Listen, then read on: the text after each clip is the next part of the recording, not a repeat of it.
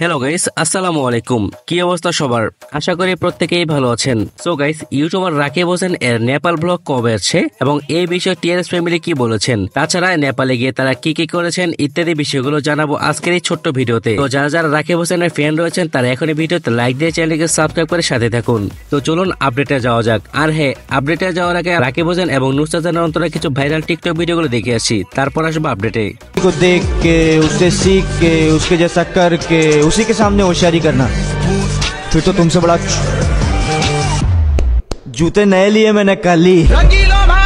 হতে পারে কোন রাস্তায় কোন হুটতোলা এক রিকশায় আমি নীল ছাতা নিয়ে দাঁড়িয়ে। গাইস, রাকিব হোসেন আরো 2 সপ্তাহ আগে নেপালে গিয়েছেন এবং সেখানে তারা অনেক আনন্দ করছেন। টিআরএস ফ্যামিলির মধ্যে জয়, নুসরাত জাহান, অন্তরা, রাকিব হোসেন, ঋতু হোসেন এবং ইতিও গিয়েছেন এবং তারা সবাই অ্যানাউন্সমেন্ট করে জানিয়ে দিয়েছেন তাদের নেপাল ব্লগ আসছে আজকে সন্ধ্যা 7টায় এবং তাদের নেপাল ব্লগের মধ্যে এই ব্লগটি অনেক ইন্টারেস্টিং হতে চলেছে।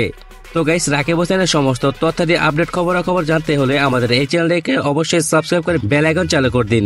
ধন্যবাদ।